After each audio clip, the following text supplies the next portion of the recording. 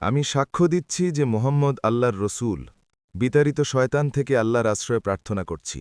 পরম করুণাময় ও অসীম দয়ালু আল্লাহর নামে শুরু করছি। আলিফ লাম মিম, জালিকাল কিতাবু লা রাইবা ফীহ। মহান আল্লাহ সত্য বলেছেন। আলিফ লাম মিম হল হুরুফে মুকাত্তায়াত, যে সম্পর্কে আমি আগেই আলোচনা করেছি। জালিকাল কিতাব, এটি সেই কিতাব, এতে কোনো সন্দেহ নেই। আল কিতাব এ কারণে বলা হয়েছে যে কুরআন মাজিদের ভবিষ্যৎবাণী ও সুসংবাদ আগের কিতাবগুলোতে বিদ্যমান ছিল। আর যেহেতু এই পবিত্র সূরায় মূল সম্বোধনের দিক হল পূর্ববর্তী মুসলিম উম্মার দিকে, তাই শুধু কিতাব বলা হয়নি, বরং জালিকাল কিতাব বলা হয়েছে।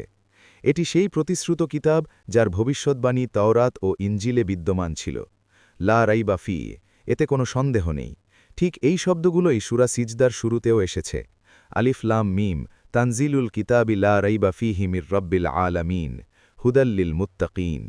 ফীহি শব্দটি দুদিকেই মিলতে পারে। লা রাইবা ফীহি, একে মুয়ানাকা বলে। লা রাইবা ফীহি পড়লে হুদাল লিল মুত্তাকিন থেকে শুরু করে দেবেন। লা রাইবাতে শেষ করে দিলে ফীহি হুদাল লিল মুত্তাকিন। এই দুটো অর্থই সঠিক হবে। আপনারা যারা কুরআন শরীফ নিয়ে বসেছেন তারা দেখতে পাবেন যে এর পাশে মুয়ানাকা নম্বর 1 লেখা আছে। এটি হেদায়েত, পথ নির্দেশনা মুত্তাকীদের জন্য, যারা বাঁচতে চায়। তাকওয়ার আসল অর্থ বুঝতে হবে। তাকওয়া মানে নিজেকে বাঁচানো। যাদের ভেতর সুস্থ স্বভাব থাকে তাদের মধ্যে নৈতিক অনুভূতি বিদ্যমান থাকে। তারা খারাপ জিনিস থেকে বাঁচতে চায় এবং ভালো জিনিস হাসিল করতে চায়। এই লোকেরাই যেন এই কুরআনের আসল সম্বোধিত ব্যক্তি। তারাই এর থেকে উপকার লাভ করতে পারবে। আল্লাযীনা ইউমিনুনা বিল গায়ব, যারা অদৃশ্যে বিশ্বাস রাখে। এখন তাদের কিছু বৈশিষ্ট্যের কথা। এটি বিশেষ ব্যাখ্যার দিক থেকে আরও বেশি স্পষ্ট হয়। দেখে নাও, গাছকে তার ফল দিয়ে চেনা যায়। এই কুরআনের ফল তো উপস্থিত আছে, তাই না? এই আবু বকর আর উমার আর উসমান আর আলী কারা? এই যে মুহাজিররা এসেছেন, মদিনাবাসীরা দেখো, এরা কারা? এদের ব্যক্তিত্ব কেমন? এদের চরিত্র কি? এদের গুণাবলী কি? এরা কোন গাছের ফল? এরা এই সুস্পষ্ট প্রমাণের ফল। এরা এই জিকিরের ফল। এরা এই পবিত্র বৃক্ষের ফল। দেখে নাও তাদের দিন ও রাত কেমন, যারা অদৃশ্যে বিশ্বাস রাখে।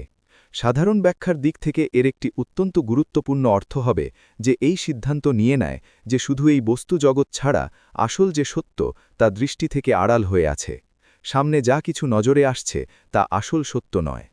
ইংল্যান্ডের একজন খুব বড় দার্শনিকের বইয়ের শিরোনাম হল appearance and reality, reality and appearance, ব্র্যাডলির বই। অ্যাপিয়ারেন্স, যা কিছু নজরে আসছে, এটি বাস্তব নয়। বাস্তবতা এর পেছনে। আর কনফিউসিয়াসের একটি বাক্য আছে। সে চীনের খুব বড় একজন জ্ঞানী ও দার্শনিক ছিল। হতে পারে সে নবী ছিল, আল্লাহই ভালো জানেন। আমরা বলতে পারি না। তার শিক্ষা অনেক বড় নৈতিক শিক্ষা। আর তার বাক্যটি শুনুন, ইউমিনুনা বিল গাইবের এর চেয়ে সঠিক ব্যাখ্যা আর সম্ভব নয়। যেসব সত্য চোখ দিয়ে দেখা যায় না এবং কান দিয়ে শোনা যায় না, সেগুলোর চেয়ে বেশি নিশ্চিত ও বাস্তব সত্য আর কোনোটিই নেই। তারা নামাজ কায়েম করে, আর আমরা তাদের যা দিয়েছি তা থেকে তারা খরচ করে কল্যাণে, মঙ্গলে, নেক কাজে, মানবজাতের প্রয়োজন মেটানোর ক্ষেত্রে, মানুষের কষ্ট দূর করার ক্ষেত্রে এবং স্বয়ং আল্লাহর জন্য, আল্লাহর সন্তুষ্টি অর্জনের জন্য আল্লাহকে কর্জে হাসানা হিসেবে দিয়ে থাকে। এবং তারা এমন লোক যারা ঈমান রাখে তার ওপরও যা আপনার প্রতি নাজিল করা হয়েছে হে মুহাম্মদ সাল্লাল্লাহু আলাইহি ওয়াসাল্লাম, আর তার ওপরও যা আপনার পূর্বে নাজিল করা হয়েছে। এগুলো খুব গুরুত্বপূর্ণ শব্দ, কারণ সাধারণত আজকাল আমাদের এখানে এই ধারণা ছড়িয়ে পড়েছে যে এই তওরাত আর ইনজিল পড়ার তো কোনো ফায়দা নেই, কোনো দরকার নেই। এ পর্যন্ত হয়তো কথাটি সঠিক, কিন্তু কোনো ফায়দা নেই, এটা একদম ভুল। এটি কোরআনের শুরু, আর কত গুরুত্বের সাথে বলা হচ্ছে, ঈমান শুরু কোরআনের ওপর নয়, বরং তার ওপরও যা এর পূর্বে নাজিল করা হয়েছে। আর সূরা নিসার আয়াত, আর সূরা নিসা নাজিল হয়েছে সেই ৬ষ্ঠ হিজরিতে গিয়ে। হে ঈমানদারগণ, তোমরা ঈমান আনো আল্লাহর ওপর, তার রাসূলের ওপর, যে কিতাব তিনি তার রাসূলের ওপর নাজিল করেছেন তার ওপর, এবং যে কিতাব পূর্বে নাজিল করেছেন তার ওপর। তো এতে তওরাত, ইনজিল, জাবুর আর ইব্রাহিমের সাহিফার উপর সামগ্রিক ঈমানের যে গুরুত্ব তা ভালোভাবে বুঝে নিন। তবে হ্যাঁ, যেহেতু আমরা বুঝি এবং জানি যে ওই কিতাবগুলোতে বিকৃতি হয়ে গেছে, তাই ওই কিতাবগুলোর কোনো বিষয় কোরআনের উপর প্রমাণ বা দলিল হবে না। যে জিনিস কোরআনের সাথে সাংঘর্ষিক হবে আমরা তা প্রত্যাখ্যান করব, ওই কিতাবগুলোর কোনো কিছুকে দলিল হিসেবে আনব না।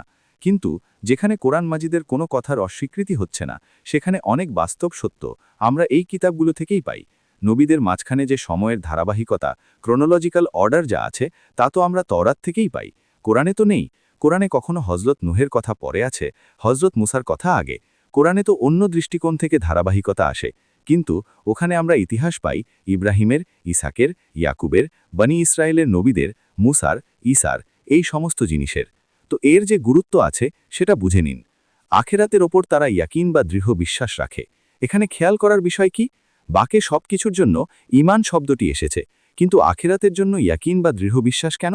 ঘটনা হলো, মানুষের আমলের দিক থেকে সবচেয়ে বেশি প্রভাব ফেলে আখেরাতের প্রতি বিশ্বাস। আখেরাতের প্রতি ঈমান থাকলে আমল ঠিক থাকবে, যে হ্যাঁ, আমাকে জবাবদিহি করতে হবে, যেতে হবে, উঠতে হবে, আল্লাহর সামনে হাজির হতে হবে। যদি এই ইয়াকিন থাকে তবে আমল ঠিক হবে। এতে ঘাটতি হয়ে গেলে তৌহিদও শুধু একটি বিশ্বাস বা মতবাদ হয়ে থেকে যাবে। রিসালাতের প্রতি ঈমানও তখন বিদাতের জন্ম দেবে।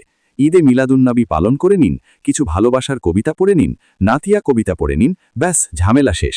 এগুলো তখন রিসালাতের প্রতি ঈমানের বহিঃপ্রকাশ হবে। মানুষের আমল সঠিক হয় একমাত্র আখেরাতের ইয়াকিনের সাথে। আখেরাতের ওপর এদেরই ইয়াকিন আছে। এদেরই ইয়াকিন আছে, এটি একটি নির্দিষ্ট করণও বটে। এই দিক থেকে যে ইহুদিরা দাবি করত আমরা আখেরাতে বিশ্বাস রাখি, এখানে বৈপরীত্য দেখানো হচ্ছে। আখেরাতে ইয়াকিন বা দৃঢ় বিশ্বাস রাখার লোক মূলত এরাই। আর বিশেষ ব্যাখ্যার দিক থেকে ওই লোকেরা তো উপস্থিত আছে, তোমাদের চোখের সামনেই আছে। ১৩ বছরের মেহনতের উপার্জন মোহাম্মদ রসুলুল্লাহ সাল্লাল্লাহু আলাইহি ওয়াসাল্লামের এই কিতাবের যে ফলাফল তা তোমাদের সামনেই আছে। এরাই সেই লোক যারা নিজেদের রবের পক্ষ থেকে হেদায়েতের ওপর আছে। সেই প্রাথমিক হেদায়েতও তাদের কাছে ছিল, এবং এই পরিপূর্ণ হেদায়েত কোরআনের ওপরও তাদের সম্পূর্ণ বিশ্বাস আছে, এবং মোহাম্মদের অনুসরণও তারা করছে। আর এরাই সেই লোক যারা ফালাহ প্রাপ্ত বা সফল কাম। ফালাহ শব্দটিও কোরআন মাজিদের খুব গুরুত্বপূর্ণ একটি পরিভাষা। কাঙ্ক্ষিত গন্তব্যে পৌঁছনো, কোনো অভ্যন্তরীণ সত্যের প্রকাশ ঘটা। এ নিয়ে ইনশাল্লাহ আবারও আলোচনা হবে সূরা মুমিনুনের শুরুতে। কিন্তু মূল কথা হল ফালাহ প্রাপ্ত এবং সফলকাম মূলত এই লোকেরাই। তো বিশেষ ব্যাখ্যার দিক থেকে সাহাবায়ে কেরামের দিকে ইঙ্গিত করা হলো, আর সাধারণ ব্যাখ্যার দিক থেকে প্রত্যেক ব্যক্তিকে বলে দেওয়া হলো, যদি কোরআনের হেদায়েত থেকে ফায়দা নিতে হয় তবে এই গুণাবলী নিজের ভেতর তৈরি করো। এবার দ্বিতীয় দল, নিশ্চয়ই যারা কুফরি করেছে, আর এখানে উদ্দেশ্য হল যারা কুফরির ওপর জেদ ধরে অটল হয়ে গেছে। এটিকে আমরা সাধারণ ব্যাখ্যায় নিতে পারি না, কারণ যদি আমরা একে সেভাবে নিই তবে এর অর্থ দাঁড়াবে যে ব্যক্তি কোনো এক সময় কুফরি করেছে সে আর হেদায়েতে আসতেই পারবে না। না, বিষয়টি এমন নয়। কেউ কুফরিতে আছে ভুল বোঝাবুঝির কারণে, মনোযোগ না দেওয়ার কারণে, সত্য তার কাছে স্পষ্ট হয়নি, তাই সে এমনটা করছে। তো আপনি তাকে বোঝাবেন, ভীতি প্রদর্শন ও সুসংবাদ প্রদানে তার ফায়দা হবে, ওয়াজ ও উপদেশে তার ফায়দা হবে। আরেক দল হলো যারা সত্যকে বুঝে চিনে তারপর জেদ করে অটল হয়ে গেছে, হঠকারিতার কারণে, অন্ধবিশ্বাসের কারণে, অহংকারের কারণে, হিংসার কারণে। এমন লোকদের ব্যাপারটা কি? তাদের জন্য সমান, আপনি তাদের বোঝান বা না বোঝান, ভয় দেখান বা না দেখান, সতর্ক করুন বা না করুন, লা ইউ মিনুন, তারা ঈমান আনার নয়। সেই একই কথা যা আমি বলেছিলাম যে ঘুমন্তকে জাগানো যায়, কিন্তু যে জেগে থাকে তাকে কিভাবে জাগাবেন? খাতামাল্লাহু আলা কুলুবিহিম, আল্লাহ তাদের অন্তরে মোহর মেরে দিয়েছেন। কেন করেছেন? এটি এমনি এমনি মোহর মারা হয়নি। যখন তারা সত্য চেনার পর তা প্রত্যাখ্যান করেছে, তারই পরিণামে তার শাস্তি হিসাবে আল্লাহ তাদের অন্তরে মোহর মেরে দিয়েছেন, আর তাদের শ্রবণেও, আর তাদের চোখের সামনে পর্দা পড়ে গেছে। এই বিষয়টি সূরা ইয়াসিনের শুরুতে আবার আসবে খুব বিস্তারিতভাবে। আর তাদের জন্য তো এখন খুব বড় আযাব রয়েছে। এই হলো দ্বিতীয় দল। এক রুকুতে দুটি দলকে গুটিয়ে নেওয়া হলো। মোট এখন পর্যন্ত 7টি আয়াত হলো। একটি ওই দল যারা কোরআন মাজিদের দাওয়াত থেকে সঠিক ফায়দা নিয়েছে, তাদের মধ্যে হেদায়েতের আকাঙ্ক্ষা ছিল, তাদের স্বভাব সুস্থ ছিল, তাদের সামনে দাওয়াত এলো, তারা কবুল করল এবং কোরআনের দেখানো পথে চলল। তারা হলো সবচেয়ে উত্তম ফুল, তারা হলো কোরআনী বৃক্ষের অত্যন্ত বরকতময় ও পবিত্র ফল। আরেকটি দল হলো যারা সত্যকে চিনেছে কিন্তু নিজেদের অন্ধবিশ্বাস বা হঠকারিতার কারণে তাকে প্রত্যাখ্যান করেছে। তাদের কথা খুব সংক্ষেপে এসে গেল, কারণ তাদের কথা আপনি মক্কি সূরাগুলোতে খুব বিস্তারিত পাবেন। এবার এলো তৃতীয় দল। আর মানুষের মধ্যে এমন কিছু লোকও আছে যারা মুখে বলে যে আমরা ঈমান এনেছি আল্লাহর ওপর এবং শেষ দিবসের ওপরও, কিন্তু তারা বাস্তবে মুমিন নয়। এখানে একটা কথা বুঝে নিন, বেশিরভাগ মুফাসসির এই তৃতীয় ক্যাটাগরি সম্পর্কে এই মতই দিয়েছেন যে এখানে মুনাফিকদের কথা বলা হয়েছে, যদিও মুনাফিক বা নিফাক শব্দটি এখানে আসেনি। কিন্তু মওলানা ইসলাহী সাহেব একটি মত দিয়েছেন যা খুবই মূল্যবান। তা হলো এখানে একটি চরিত্রের নকশা বা চিত্রপট আঁকা হয়েছে, যার গভীরভাবে চিন্তা করার তারা চিন্তা করে দেখে নিতে পারেন, যার ওপরই এটি খাপ খাবে। আর বাস্তবে যখন এই আয়াতগুলো নাজিল হচ্ছিল তখন দুটি শ্রেণীর ওপর এই চরিত্রটি, ব্যক্তিত্বের এই রূপরেখাটি সরাসরি খাপ খাচ্ছিল। এক হলো ইহুদি পণ্ডিতরা। তারাও বলতো যে ঠিক আছে, মোহাম্মদ যা বলছে আমরাও তো আল্লাহকে মানি, আখেরাতকেও মানি। এ কারণেই এখানে রিসালাতের উল্লেখ নেই। ভাই, আমরা শুধু মোহাম্মদকেই তো মানি না সাল্লাল্লাহু আলাইহি ওয়াসাল্লাম। বাকি যদি ১০০ লাখ নবী এসে থাকেন, তবে বাকি ১০০ লাখকে তো আমরা মানি।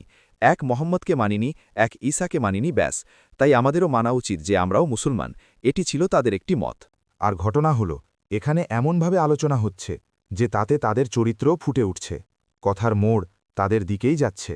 আমার মনে আছে, আমার ১০ম শ্রেণীতে পড়ার সময় দিল্লিতে আমি দেখেছিলাম কনট সার্কাসে। ওখানকার একটি বড় মার্কেট ছিল। সেখানে একটি জুতোর দোকানে খুব বড় একটি জুতো ঝোলানো ছিল, খুব বড়, আর লেখা ছিল, free to whom it fits. যার পায়ে এটি ঠিকঠাক লেগে যাবে, সে এটি নিয়ে যেতে পারে। তো এটি হল free to whom it fits. এটি একটি চরিত্র। এখন এই চরিত্র যার ওপরেই খাপ খেয়ে যায়। এদের মধ্যে নিশ্চিতভাবে সবচেয়ে বেশি প্রভাব তাদেরই, যা মুফাসসিরদের মত, যে মুনাফিকদের ব্যাপারেই বলা হচ্ছে। কিন্তু এই চরিত্রটি পুরোপুরি খাপ খাচ্ছে ইহুদি পণ্ডিতদের ওপরেও। আর এটাও খেয়াল রাখবেন যে মদিনা মুনাওয়ারায় নিফাকের যে চারাটি বেড়ে উঠেছিল, বরং চারা বলা ঠিক হবে না, যে ঝোপঝাড় বেড়ে উঠেছিল, তা ইহুদিদের প্রভাবেই হয়েছিল। যেমন জঙ্গলের ভেতরে বড় বড় গাছও থাকে, আবার নিচে ঝোপঝাড়ও থাকে। তো নিফাকের এই ঝোপঝাড় ইহুদি পণ্ডিতদের যে গাছটি ছিল, যা অনেক বড় ছিল এতে সন্দেহ নেই, তার ছায়াতেই বেড়ে উঠেছে। এই দুয়ের মধ্যে একটি অন্তর্নিহিত সম্পর্কও আছে। আর মানুষের মধ্যে এমন কিছু লোকও আছে যারা মুখে বলে যে আমরা ঈমান এনেছি আল্লাহর ওপর এবং শেষ দিবসের ওপর, কিন্তু তারা মমিন নয়। তারা আল্লাহকে এবং মমিনদের ধোঁকা দেওয়ার চেষ্টা করছে। এটি বাবে মুফাআলা থেকে এসেছে। বাবে মুফাআলাতে সংঘাত থাকে, টানাটানি থাকে। তাই আমি অনুবাদ করেছি ধোঁকা দেওয়ার চেষ্টা করছে। এটি সুলাসি মুজাররাদে এসে গেল। আর তারা নিজেদের ছাড়া আর কাউকেই ধোঁকা দিচ্ছে না। এটি নিশ্চিত যে নিজেদেরকেই ধোঁকা দিচ্ছ, কিন্তু আল্লাহ এবং তার রাসূলকে এবং আল্লাহ ও মমিনদের ধোঁকা দিতে পারবে না। সূরা নিসার ১৪২ নম্বর আয়াতে খোলাখুলিভাবে মুনাফিকদের সম্পর্কে ঠিক এই শব্দগুলোই এসেছে। নিশ্চয়ই মুনাফিকরা আল্লাহকে ধোঁকা দেওয়ার চেষ্টা করছে এবং আল্লাহ তাদের ধোঁকা দিচ্ছেন। একটা শব্দ রয়ে গেল, ওয়ামা ইয়াশউরুন। তাদের এ ব্যাপারে কোনো অনুভূতি বা উপলব্ধি নেই। এটি খুব ভালোভাবে খেয়াল রাখবেন। মুনাফিকদের সংখ্যাগরিষ্ঠ অংশ এমন ছিল যাদের নিজেদের নিফাকের উপলব্ধিই ছিল না। তারা নিজেদের মুসলমানই মনে করত। তারা বলতো এরা বোকা লোক। তারা মুহাম্মদ রসুলুল্লাহ সম্পর্কে বলতো এরা খামোখাই মক্কাবাসীদের সাথে লড়াই বিবাদ বাঁধিয়ে নিয়েছে। কি দরকার ছিল? শান্তির সাথে তো কথা বলা উচিত ছিল। তারা ভাবত যে আমরা হিতাকাঙ্ক্ষী, আমরা তো ভালো কথাই বলছি। এই বোকা লোকেরা দেখে না যে কাদের সাথে সংঘাতে জড়াচ্ছে। হাতে অস্ত্র নেই আর লড়াইয়ের জন্য যাচ্ছে। তো বোকা তো এরাই। কিন্তু তারা ভাবত যে আমরা তো খুব আন্তরিক, আমরাই তো শান্তি প্রতিষ্ঠাকারী। তো মা ইয়াশউরুন বোঝাটা খুব জরুরি। কিছু মুনাফিক এমনও ছিল যারা ইসলামে প্রবেশই করত ধোঁকা দেওয়ার উদ্দেশ্যে। আর তাদের কাছে প্রথম দিন থেকেই এটা পরিষ্কার ছিল যে আমাদের ঈমান নেই, আমরা শুধু ধোঁকা দেওয়ার জন্য ইসলামের চাদর গায়ে জড়িয়েছি। এর একটি উল্লেখ সূরা আল ইমরানে আসবে। কিন্তু অধিকাংশ মুনাফিক ছিল অন্য ধরনের, যাদের নিজেদের নিফাকের উপলব্ধিই ছিল না। তাদের অন্তরে একটি ব্যাধি আছে, রোগ আছে। এই ব্যাধি এবং রোগটি কি? এক শব্দে একে প্রকাশ করতে গেলে বলতে হয় চরিত্রের দুর্বলতা, উইকনেস অফ ক্যারেক্টার। এক ব্যক্তি এমন হয় যে বোঝে এটা সত্য, সত্যের পর আর কি থাকতে পারে, এখন যা হওয়ার হবে। একজন সত্যকে সত্য হিসেবে চিনে তা প্রত্যাখ্যান করে দেয়, সে কাফির হয়ে গেল। আরেকজন সত্যকে সত্য হিসেবে চিনে কাছে এলো ঠিকই, কিন্তু উইকনেস অফ ক্যারেক্টারের কারণে, ইচ্ছাশক্তি দুর্বল হওয়ার কারণে আখেরাতও চায়, দুনিয়াকেও হাতছাড়া করতে রাজি নয়। এখানকারও কোনো ক্ষতি যেন না হয়, আবার আখেরাতেরও সমস্ত কল্যাণ যেন আমরা পেয়ে যাই। এরাই প্রকৃতপক্ষে সেই লোক যাদের বলা হয়েছে রুগী। তাই আল্লাহ তাদের ব্যাধি আরও বাড়িয়ে দিয়েছেন। এটি আল্লাহর সুন্নাত। আপনি সত্যের ওপর চলতে চাইলে সত্যের পথ আপনার জন্য সহজ করে দেবেন। আপনি মন্দের দিকে যেতে চাইলে বড় থেকে বড় মন্দ কাজ আপনার জন্য হালকা হতে থাকবে। কোনো ব্যাপারই না, চলো এটাও করে ফেলি। যখন এটা করেই ফেলেছি তো ওটাও করে ফেলি। আর আপনি যদি মাঝামাঝি ঝুলতে চান তো আল্লাহ সেটার ওপরেই ছেড়ে দেন। ঠিক আছে, তোমরা ভাবছো আমরা সফল হচ্ছি, আমরা মুসলমানদেরও ধোঁকা দিয়ে দিয়েছি, তারা আমাদের মুসলমান ভাবে, আর ইহুদিদেরও ধোঁকা দিয়ে দিয়েছি, তারা ভাবে আমরা তাদের সাথী। তো তারা ভাবল সফল হচ্ছে। বাস্তবে এটি সফলতা নয়, আর তাদের জন্য রয়েছে যন্ত্রণাদায়ক শাস্তি। আযাবুল আজিম শব্দটি এসেছিল ওপরে কাফিরদের জন্য, আর তাদের জন্য মহাশাস্তি। সপ্তম আয়াত শেষ হয়েছিল। আর আযাবুল আলিম শব্দটি এলো এখানে, তাদের জন্য যন্ত্রণাদায়ক, কষ্টদায়ক শাস্তি রয়েছে, সেই মিথ্যার কারণে যা তারা বলছিল। আর যখন তাদের বলা হতো তোমরা ফাসাদ বা বিপর্যয় সৃষ্টি করো না, এর অর্থ কি? এর অর্থ হল যখন মোহাম্মদকে মেনে নিয়েছ যে তিনি আল্লাহর রাসূল, তো এখন ঠিকঠাক অনুসরণ করো, তার পিছনে চলো, তার নির্দেশ হলো তো যুদ্ধের জন্য বের হও, তার তরফ থেকে চাহিদা এলে সম্পদ পেশ করো, আর যদি তোমরা তা থেকে পিছু হটো তবে তোমরা ফাসাদ সৃষ্টি করছো, সামষ্টিক জীবনের ভেতর ফিতনা ফাসাদ সৃষ্টি করছো। তারা বলতো, না, আমরা তো শান্তি স্থাপনকারী, সংস্কারকারী, আমরা চাই মারামারি করা কোনো ভালো কথা নয়, সংঘাত বিবাদ এগুলো কি কোনো ভালো কাজ? বেশ ঠান্ডা মাথায় দাওয়াত দিতে থাকো, যার ইচ্ছা কবুল করবে, যার ইচ্ছা প্রত্যাখ্যান করবে। খামোখাই এই সংঘাত আর এই যুদ্ধ করা আর আল্লাহর দিনকে বিজয়ী করার জন্য এই কুরবানি দেওয়া, এই বিপদ সহ্য করা, এই কষ্ট বরদাস্ত করা, এটা ছাড়ো ওটা ত্যাগ করো, এসব কিসের জন্যে? জেনে রেখো, এরাই হলো ফাসাদ বা বিপর্যয় সৃষ্টিকারী। কারণ মোহাম্মদ রাসূলুল্লাহর দাওয়াত হলো পৃথিবীতে সংস্কারের জন্য। এই সংস্কারের জন্য কিছু অপারেশন করতে হবে। রোগী এমন পর্যায়ে পৌঁছে গেছে যে অপারেশন ছাড়া তার আরোগ্য হবে না। এখন তোমরা যদি তার পথে বাধা হয়ে দাঁড়াও তবে প্রকৃতপক্ষে তোমরাই ফাসাদ সৃষ্টি করছো, কিন্তু তোমাদের এর কোনো উপলব্ধি নেই। আবার দেখুন, খেয়াল করুন, উপলব্ধি নেই। সজ্ঞানে নিফাক অন্য জিনিস, এটি হচ্ছে অসচেতন নিফাক, যার এই সম্পূর্ণ আলোচনাটি হচ্ছে। আর যখন তাদের বলা হয় ঈমান আনো, যেমন অন্য লোকেরা ঈমান এনেছে, এই দেখো এরা মুমিনরা, যখন ডাক আসে সাথে সাথে লাব্বাইক বলে হাজির হয়ে যায়, যাই হোক না কেন। আর তোমরা কিনা এই পথ বেছে নিলে। তারা বলে, আমরা কি ঈমান আনব যেমন এই বোকা লোকেরা ঈমান এনেছে? এদের তো নিজেদের লাভের চিন্তা নেই, না ক্ষতির চিন্তা, না বিপদের কোনো পরোয়া, না ঝুঁকির কোনো আশঙ্কা। জীবন যাক, সম্পদ যাক, সন্তানদের ছেড়ে দিয়েছে, ঘরবাড়ি ছেড়ে চলে এসেছে। এদের চেয়ে বড় বোকা আর কে হবে? ছেলে মেয়েদের ছেড়ে এসেছে মক্কার কাফেরদের দয়া ও করুণার উপর। কুরাইশ সর্দাররা যা খুশি তাদের সাথে করুক। এরা তো বোকা লোক। আজকাল আপনারা এমন লোকেদের ফ্যানাটিক্স বলেন। এরা ফ্যানাটিক্স, দেখে শুনে চলা উচিত, ডানে বায়ে দেখে চলা উচিত, লাভ লোকসানের খেয়াল করে চলা উচিত। হোক না সত্য, ঠিক আছে, কিন্তু তারপরেও নিজেদের স্বার্থের কথাও এবং নিজেদের পরিবার পরিজনের স্বার্থের কথাও দেখা উচিত। এই লোকেরা তো মনে হয় একেবারে পাগল হয়ে গেছে। জেনে রেখো, এরাই হলো বোকা, কিন্তু এরা তা জানে না। ওই খাঁটি মুমিনরা, যারা ঈমানের প্রতিটি দাবি পূরণের জন্য সব সময় হাজির থাকে, তাদের চেয়ে বড় বুদ্ধিমান কেউ নেই, তাদের চেয়ে বড় সমজদার কেউ নেই। তারা এটি জেনে নিয়েছে যে আসল জীবন হলো আখেরাতের জীবন, এটি নয়। এটি তো ক্ষণস্থায়ী, কাল নয় আজই শেষ হয়ে যেতে পারে, আজ নয় এখনই শেষ হয়ে যেতে পারে। কি এসে যাবে? যেতে তো হবেই। এখন নয়তো কাল, কাল নয়তো পরশু, যেতে তো হবেই। বুদ্ধি তো তাদের ভেতরেই আছে। আর যখন এরা মুমিনদের সাথে মেশে তখন বলে, আমরাও ঈমান রাখি। এখন এটি ওই উভয়ের ওপরেই আসবে।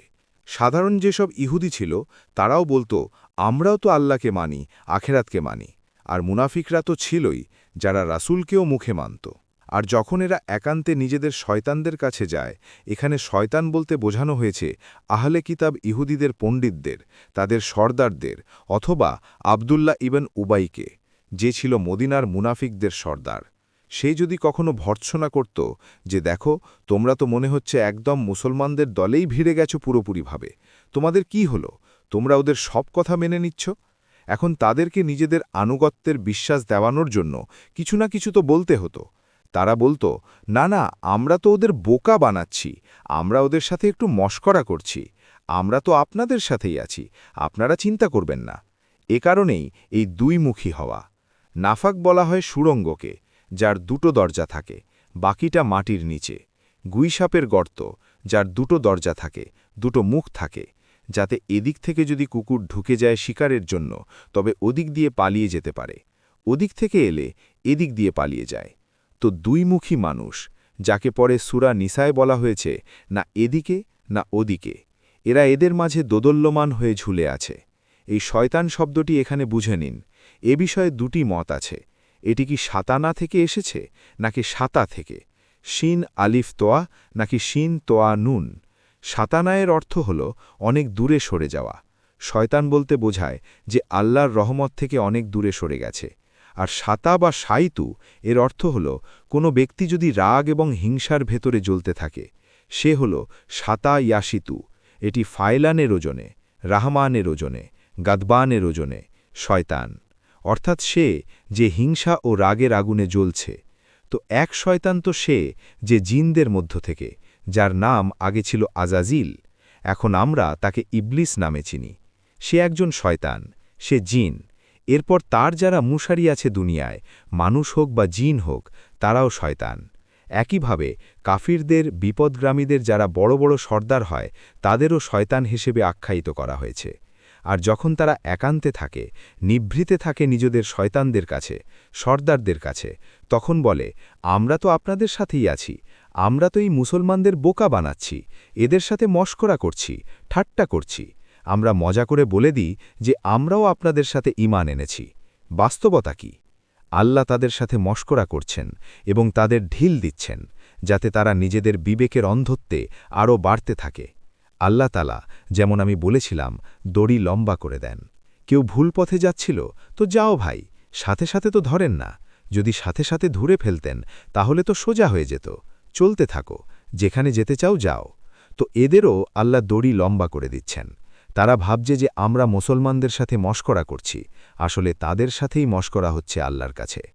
এবার এখানে একটু খেয়াল করবেন, দুটি শব্দ আসবে, আয়েন মিম এবং হায়ের সাথে আমা, আরেকটি হল আয়েন মিম এবং ইয়ায়ের সাথে আমা। আয়েন এবং মিম তো সাধারণ, শেষে হা বা ইয়ায়ের পার্থক্য হবে। আইন মিম এবং হা এর অর্থ হল বিবেকের অন্ধ, হৃদয়ের অন্ধ। চোখ তো আছে, কিন্তু হৃদয়ের অন্ধ, বিবেকের অন্ধ। আর আইন মিম এবং ইয়া হল যে চোখের অন্ধ। তো এখানে বলা হয়েছে আল্লাহ তাদের এই বিবেকের অন্ধত্বের মধ্যে, যাতে তারা বেড়েই চলেছে, আল্লাহ তাদের দড়ি লম্বা করে দিচ্ছেন, যাতে এরা যত দূর যেতে চায় চলে যায়।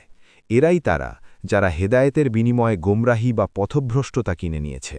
দেখুন, খুব সুন্দর একটি ভঙ্গি। একজন ব্যক্তির সামনে দুটি অপশান ছিল। একজন গোমরাহী ছেড়ে হেদায়েত গ্রহণ করল, বিনিময়ে তাকে মূল্য চোকাতে হল, কষ্ট সহ্য করতে হল, পরীক্ষার মধ্য দিয়ে যেতে হল, ত্যাগ স্বীকার করতে হল, কিন্তু হেদায়েত নিল। আরেকজন হেদায়েত দিয়ে গোমরাহী কিনে নিল, সহজ হল, তাৎক্ষণিক কষ্টের হাত থেকে তো বেঁচে গেল, এদিকেও না ওদিকেও না, দুদিক থেকেই নিজেকে বাঁচিয়ে নিল। কিন্তু বাস্তবে এটিই সবচেয়ে বড় লোকসানের ব্যবসা, হেদায়েত দিয়ে পথভ্রষ্টতা কিনে নিল। তো তাদের এই বাণিজ্য তাদের জন্য কোনোভাবেই লাভজনক হয়নি। এবার এখানেও দেখুন, রা, বা এবং হা, রেবাহ, এর অর্থ মুনাফা, সঠিক মুনাফা, হালাল মুনাফা। রা, বা এবং আলিফ, রেবা, ওটাও বৃদ্ধি, ওটাও বেশি হওয়া, কিন্তু তা হারাম। একটি হল বাণিজ্যের ভেতরে যে মুনাফা হয়, তা হল রেবাহ।